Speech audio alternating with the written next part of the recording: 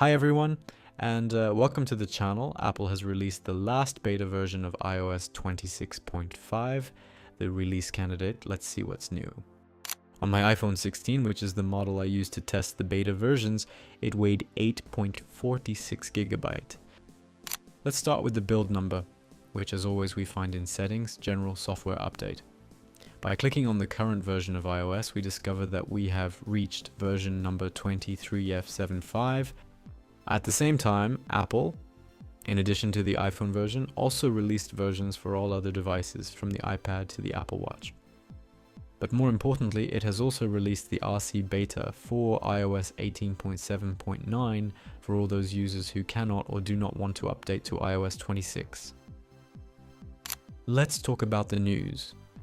Apple will roll out a new App Store pricing option, monthly subscriptions with a 12-month commitment. In practice, this will give users a way to split annual plans into smaller monthly payments, while still requiring users to commit to the full term. Apple announced that localized ads are coming to the Apple Maps app on the iPhone and iPad in the US and Canada starting this summer, and there was evidence of Apple preparing for that within the iOS 26.5 beta's code. In this update, Apple also fixed this bug.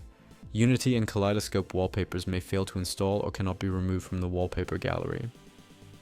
Today, Apple introduced a new Apple Watch Pride Edition Sport Loop, watch face and iPhone and iPad wallpaper to celebrate LGBTQ+ communities around the world during Pride Month and beyond. Apple is proud to financially support organizations that serve LGBTQ+ communities. The iPhone in the first hours of use seems fluid, and I didn't find big differences from the previous version. It looks like a mature version and ready for public release.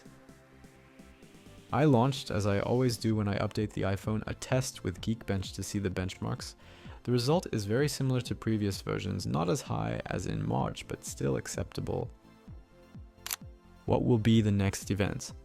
Having published the release candidate version, I expect that as early as next week, the public release for all of iOS 26.5 will take place. Shortly after, we could see the first beta of iOS 26.6. The attention is now on June 8th for the first beta of iOS 27, which we will see together from the early hours. These were my first considerations about iOS 26.5 beta RC. Let me know in the comments if you found any other features that I didn't mention in the video. Many thanks to watch the video. Consider to subscribe for next video like this. See you on the next one.